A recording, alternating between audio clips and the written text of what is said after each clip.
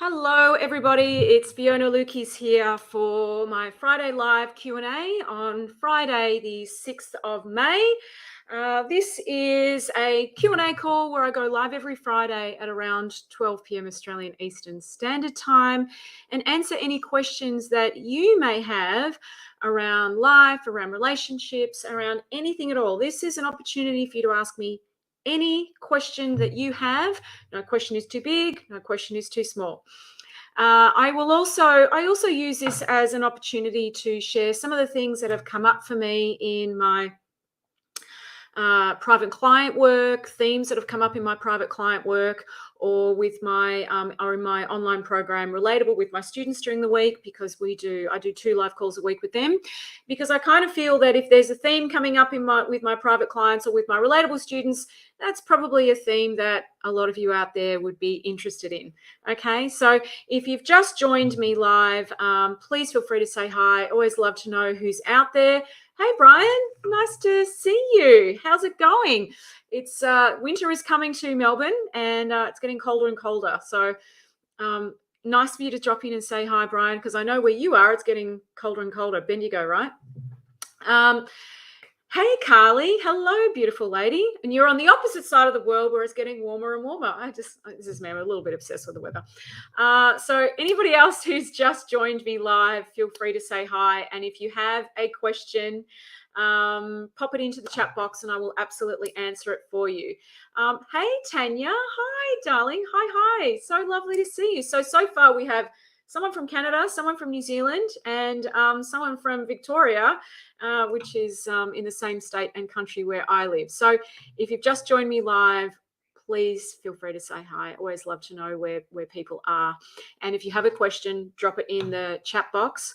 I do have a question or something that has come up this week, and I wanted to discuss it with you. So I will go there shortly, but just want to check if there is anybody. Hey, Carly, do you have something to share today? That sounds like you know something I don't know, Brian. With that, that sounds like there's something that you know that I don't about Carly. And by all means, Carly, if there is something you want to share, feel free. But there is something that I want to talk about, and it's something that I know can be triggering for people. But I started to talk about this last week, and I think I got distracted by something. So I started, and then I maybe didn't quite finish. So I apologize for that. But I want to talk about infidelity, and if there has been infidelity in a relationship, because if you are someone who is in a relationship where you've discovered that your partner, there has been infidelity or an affair, it doesn't mean that it's the end of your relationship. Now, obviously, if you've discovered this and you don't want to be in the relationship, of course, that's entirely up to you. But if you have discovered this and you're wanting to work things out, often an affair can actually be an opportunity to take things to another level. It can be the wake-up call that many people need. It's a bit like, just say you're someone who is unhealthy. Maybe you're eating unhealthy food, or maybe you're smoking and you're doing something that's not good for your health, and you go to the doctor and the doctor says, if you don't give up cigarettes, you're going to have a stroke. If you don't give up cigarettes, you're on the verge of, or at the beginning of, developing emphysema. So that can be the wake-up call that people need to say, hang on a minute, I got to stop this and do something else. And often an affair or a sign of infidelity can be that. But what I wanted to discuss, because I had someone send me this question earlier this week, and I thought it was really interesting. This was someone who had been the person who had conducted the affair, and they'd been exposed, so their partners found out about it, and they are really regretful, remorseful, and it had been a wake-up call that had them realize how much they absolutely love and adore their partner, and they want things to work. And but one of the things they were saying was, Fiona, I want to move forward. I love my partner. It's had me realize this. However, I find myself comparing my partner to the person I had the affair with. And I know this is not helpful. It just keeps showing up in my mind, and it keeps going round and round and round in my head. And I need to stop doing that, because for some reason when I do that, the person I had the affair with seems to come out in a more favorable light. And I thought this was really interesting. So this is someone who's had the affair, has realized that that's not where the path they want to go down. They're very remorseful, but and they've cut off contact, but they still find themselves comparing themselves to somebody else. And I thought, this is actually a really important thing to talk about, because when you are comparing yourself, when you're comparing your partner to somebody else, you have to understand something. You're not actually comparing apples with apples. And whilst that might sound really, really obvious, what I mean is it's not so much the external, it's the thinking. What people need to understand is we live in the feeling of our thinking. And, you are going to have very, very different thinking about the person that you are have had the affair with, or you're attracted to, or you're thinking about, to the person you are in a relationship with. You're just going to have very, very different thinking. So that alone is going to put things at an uneven keel. And now, depending on the relationship you have with your thinking, which is the very basis of everything that I teach, and one of the most important relationships in your life, believe it or not, the relationship you have with your thinking determines everything. Okay. And people who are very married to their thinking have a much higher rate of suffering in every area of their life than people who are less married to their thinking. And so, there's a whole understanding around thought itself and the way thought works and how we relate to it that is fundamental. And I think we should all have been taught this in preschool, and we're not. That creates havoc in our relationships, in our lives. And when people have this understanding, there's a lot more ease, freedom, calm, and they amaze themselves constantly with what they are able to move past, get over, put behind them, what they're able to handle, the amount of peace they have around difficulties. And I hear this all the time from people, Fiona, I'm amazed at how much calmer I am. I'm amazed at the ease with which I've just moved through one of the most difficult situations of my life. I'm amazed at how much more tolerant I am, understanding, compassionate, how much calmer I feel. And this is exactly what shows up when you have a different relationship with your thinking and you understand thought differently. Now, for those of you who've just joined in, and I can see a few people have, please feel free to say hi. I do love to know who's listening and who's on the line.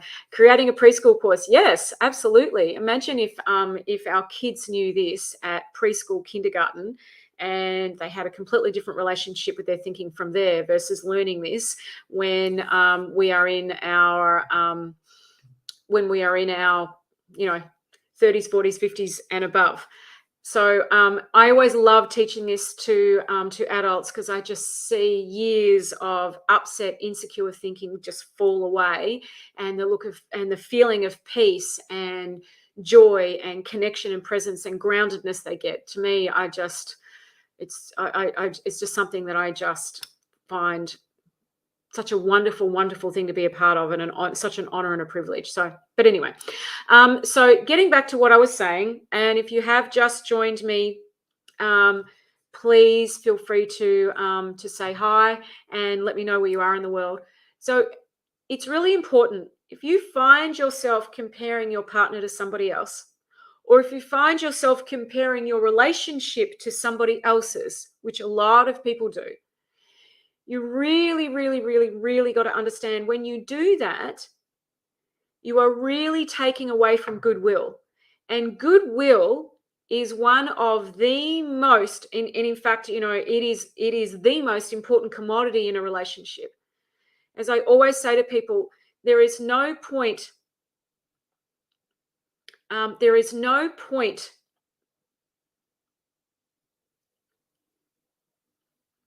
focusing on communication, for example, when goodwill is low.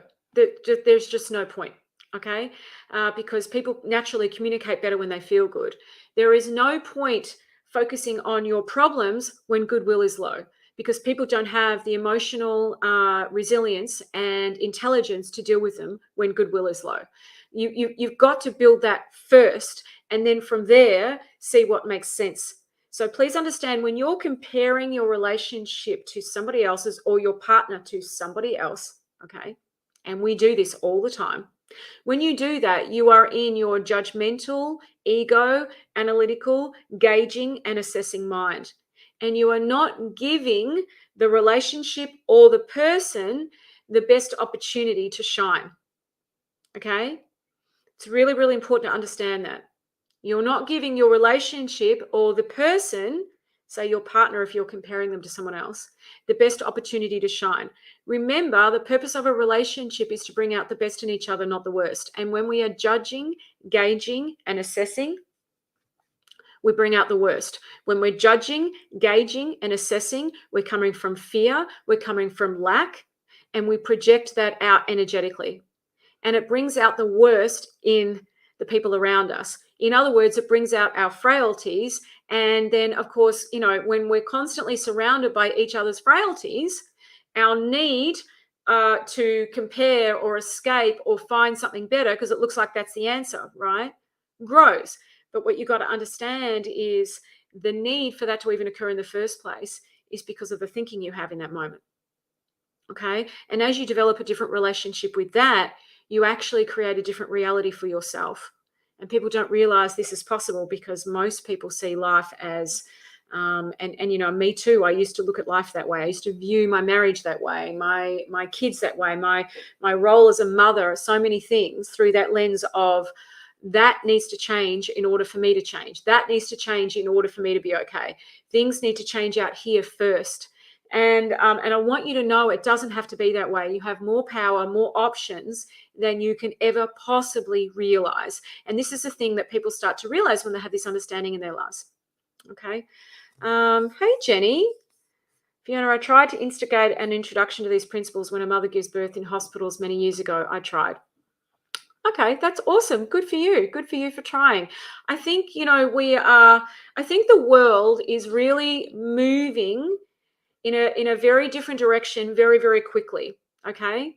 And what I mean by that is I think people are more aware that it's not the things and the stuff, it's our experiences that create richness in our lives. People are a lot more aware of this. And I've really seen that. I've been in private practice now for 13 years, full-time private practice, working with clients full-time for 13 years. And I can honestly say the difference in what my clients are now bringing to the table, the level of awareness that people are bringing to the table is definitely changing. It really is. People are definitely looking more inward. People are definitely looking for a different experience as opposed to a different thing, a different possession. They're really realizing that the answer doesn't lie there, but they're not quite sure where to go. And so I'm definitely seeing a shift energetically in people. And of course, this is a very general, broad statement. But you might find, Jenny, for example, that if you were to give that a go now, you might have a very different response. People are more aware that it's not so much about techniques and systems and strategies, that there are other ways of handling things. Because you've got to remember, a technique, system, and strategy has a limited shelf life. Okay, it does. It has a limited shelf life and it has a limited application. It only helps a small amount of people some of the time. It's very, very important to remember that insight is the leverage point for change. It always has been and it always will be. Now, insights are very personal, and insights are something that choose you. You don't choose them. And when you're looking in the direction of insight, which is everything about my message, about what I teach, about the direction I point people to in my relatable program, in my podcast, in my private client work, that you always get the insights that you need, even if you don't realize that's what you need. That's how powerful it is. So a technique, a system, or a strategy is an insight someone else has had that they've put a system around, okay? And so this is why the system, technique, or strategy is limited, because unless you've had the same insight as that person, all right, you're coming at it from kind of the inside out, the outside in. You're coming at it from the system or the technique, but you haven't had the insight, which does the heavy lifting. So we can find insight, strategies, and techniques helpful, or steps, but what you're really needing is the insight. Okay. And as I was sort of saying, because this came up in my relatable program this week and in a couple of my sessions, it's like systems are helpful, or steps, but not when we're talking about things like emotional intelligence, when we're wanting to feel grounded, present, when we are wanting to have a greater sense of self. That is insight-based change. And unless you've had an insight, you are using willpower and your ego analytical mind, and that is very limited in its application and its effectiveness. All right. So step-by-step processes are really great if you're baking a cake, or you are wanting to drive a car or build a computer, or, things like that. But when we're talking about emotional, spiritual, and mental change, when we're talking about a shift in consciousness or reality, step by step is not the answer, because it has you looking externally rather than looking internally. Okay. Okay, Brian. Last night, my ex picked our daughter up and said, I'm having trouble with Dan. Can you give me some advice where I'm going wrong? It's a slow burn sometimes, but goodwill changes the world. Yes, it sure does, Brian. I love that. Brian's been in my relatable program for a while, and Brian's just a beautiful soul. And when I first met Brian, he and his ex had no goodwill and were in a very, very dark place. And to see the change and the journey that they've both been through, and to be at the point where you are now, where she's picking up your daughter and asking for your advice. I know how far you've come, Brian, and I know the shift and change in you that's occurred to be able to create that with her. So that's awesome. Really, really, really awesome. Good for you. Love it. Now, just checking in. Hey, Maz. Hello. Love everyone saying hi. If you've just tuned in or you're watching, feel free to say hi. If nothing, just to make me feel good, because I love knowing where people are, and I certainly appreciate people saying hi to me. Now, if you've got a question, this is the time to ask it. And if anybody has a question about what I've shared so far, or you need some if you need some clarification on something, feel free to post it below, and I will absolutely do my best to answer it for you. So these Friday lives are really all about me doing whatever I can to give back, to be of service. I don't mind what question you throw at me. I get people throwing questions at me in my relatable calls on a Monday and a Wednesday. Some of them are pretty curly, but they always generate an amazing conversation. And this is all about helping you look in a different direction for the answers. I find when people have this understanding in their lives, they draw from it in so many ways. I draw for it in so many ways in my life. It enables me to deal with how I parent. It enables me how it obviously does amazing things in my marriage, how I feel about me, my ability to be grounded and present, decision making, where I want to go in my business, what I want to create next. I mean, it just ripples out into all sorts of areas in my life. Hi, Kay. Thanks for stopping by. Hi, Diane. Thanks for saying hi. Really nice of you to comment and say hello. Kay. Hi, Fiona. I'm from Coffs Harbour, beautiful part of the world, Coffs Harbour, gorgeous. And I've just read your ebook and I'm working my way through your videos. Okay, cool. You've touched my soul with your words. Oh, thank you, Kay. And the words that changed my life was when you said there is nothing wrong with me. Yes. Namaste. Namaste, Kay. And namaste to everybody in the world. Do you know what namaste means? The divine in me sees the divine in you. Okay?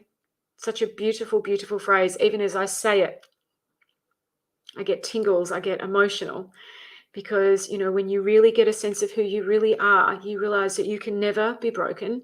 None of you can, even if you've had the most horrendous past trauma. And I work with a lot of people who've had extreme trauma. So I'm not glossing over anything. But when you see that you are not broken, when you see that you are not your past, and you don't even need to go back there to see it, you don't need to relive it, you don't. It's not required at all for you to feel a sense of freedom, for you to move forward from the now. That is what is available to you.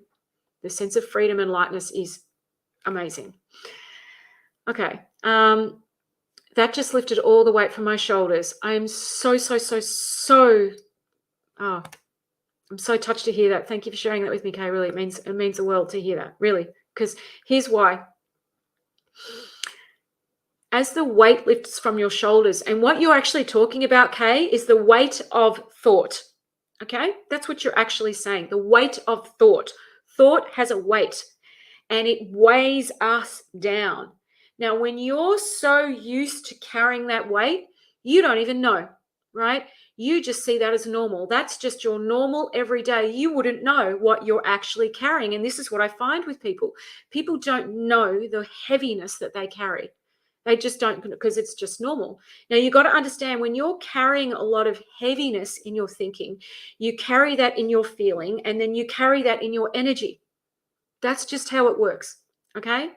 And so this is why you can keep creating the same thing over and over and over again, because until your energy changes, until the feeling changes, until the weight changes, it doesn't matter what you say or do. It doesn't matter about the words, right? The words are not where the power lies. Okay. It doesn't matter what you say or do or how hard you try. If this doesn't change, you'll always come back to that place. Okay. This is why it can feel like Groundhog Day. It can feel like you're trying really hard. And if that is you, my heart goes out to you, because that was me. Oh my goodness, that was me. I was working so hard on myself, working so hard on changing. I can't even tell you. And then I would look at people outside of me who weren't doing any of that, who were feeling really good. And I would get so resentful. I'm like, why do I have to work so hard? And other people don't, and they can be happy. What is wrong with me? Why is it so hard for me to create change? And then I came across this, and it was like one of those, oh, I get it now. Okay. I've been looking in completely the wrong direction. And so absolutely, I love that, Kay, as the weight lifts, okay, and it just does by itself, because your entire level of consciousness changes. And as that does, your reality changes. As that does, everything shifts, and it just does it naturally and organically. You start to show up differently. And as you feel a sense of peace within you, that is the most amazing feeling. The most amazing feeling. And as you get a sense of that, the depth and richness of that, you naturally want more of it, right? That was definitely my experience. I want more of that. Now, as you want more of that, you are far less interested in your concern and your worry and the need to go back and back and back and back and back in the past and resolve things. You really do. It becomes less interesting to you. As things become less interesting to you, change becomes easier and easier, and it is long term. It's sustainable long-term change. It's not back and forth, a bit here, a bit there. It is long-term sustainable change. And it is possible for everyone. Okay, because I'm talking about an understanding that is true for all human beings, and it's nothing to do with age, nothing to do with gender, nothing to do with your past. I really, really, really want you to know that. And I'm not trying to skim over things here. Even if you are in, because a lot of people will challenge me with this and say, but what about people who are in an abusive relationship, Fiona? How does this work? And it's like, as someone who was in one of those many years ago, and it's why I do what I do. When you are calmer and grounded within yourself, you have clarity of mind. Okay? Please understand, clarity of mind is the best thing for you to have as you decide what you want to do to move forward in your life. It is. Clarity of mind is the gift that keeps on giving. One of the biggest reasons why we struggle to move forward is our mind is going really, really, really fast. We don't have clarity of mind. And so we bounce from here to here to here. Oh, we could do this, or I could do this, or what do you think, or what do you think? And we're in this state all the time. And clarity of mind is what gives you conviction. Clarity of mind is what lights the pathway. Clarity of mind is what allows you to see resources and wisdom and opportunities that you can't see when your mind is going at 1,000,000 miles an hour. So, as far as I'm concerned, no matter what I am dealing with out here, clarity of mind is my greatest asset.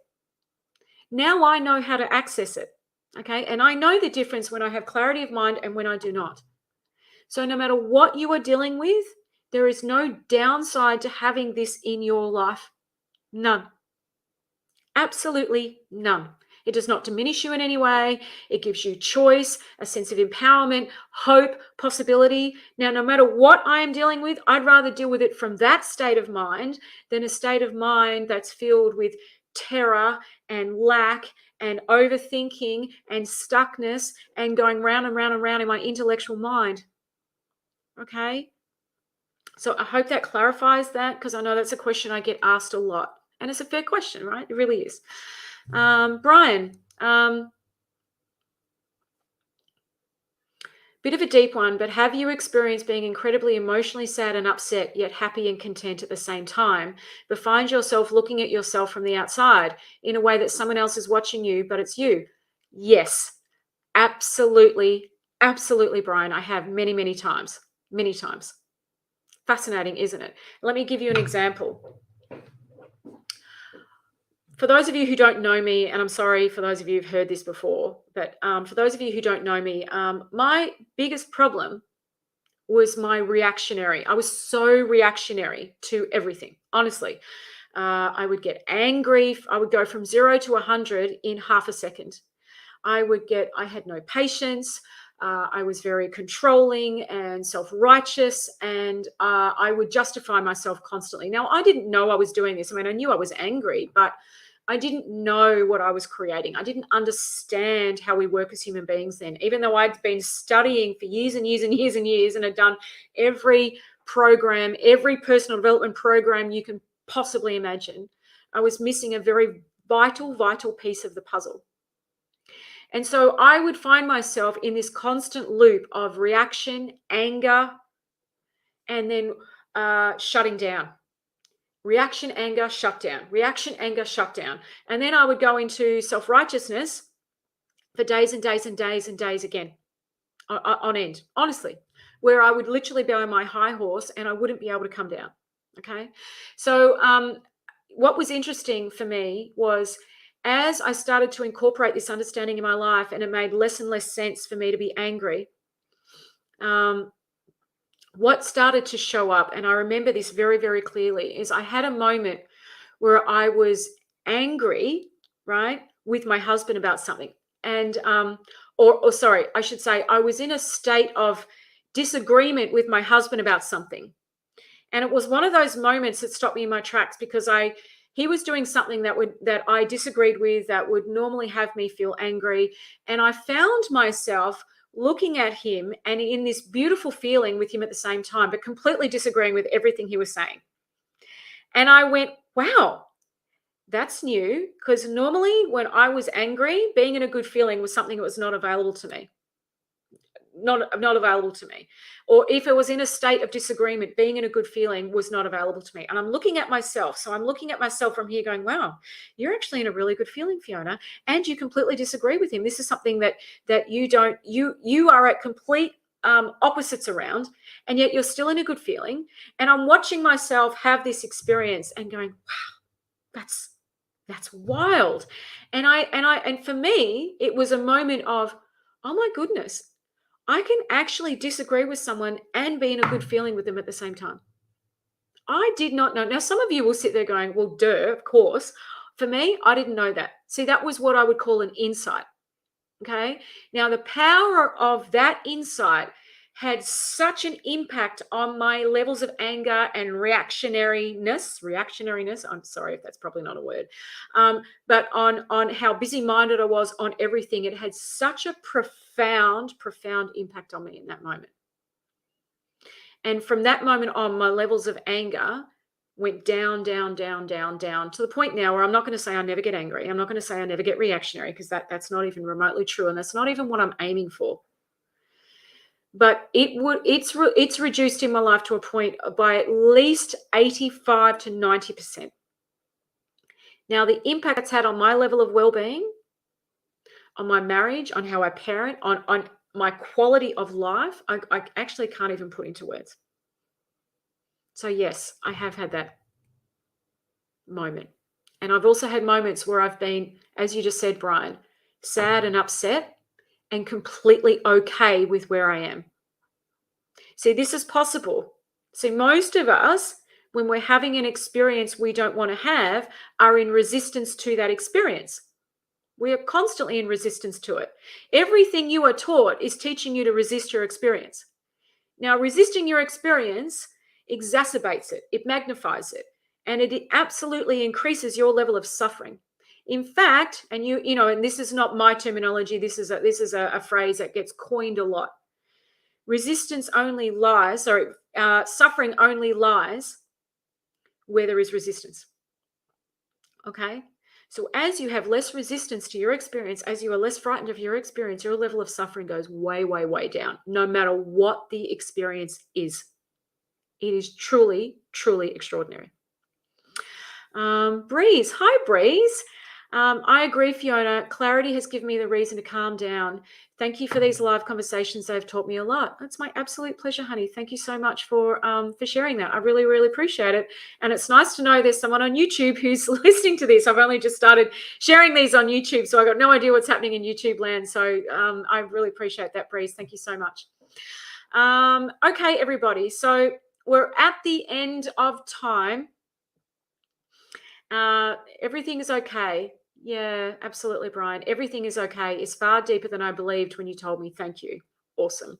I know that sense of knowing that everything is okay. When you have that sense of knowing in your life will never be the same in a good way. Okay, really, because so many of us, as I was saying this on my relatable call the other day, you're either choosing love or fear. Nothing else that you're choosing in life. This is just true. It is one thing or another, love or fear. When you are resisting your experience, when you're frightened of it, believe me, you're choosing fear, and then you just project it out everywhere. Believe me, that's what I was doing. When you actually start to know yourself and understand the difference and start to see the choice, it is amazing the impact it has on the quality of your life, and then, of course, on the quality of the life of every single person around you. The ripple effects go far and wide.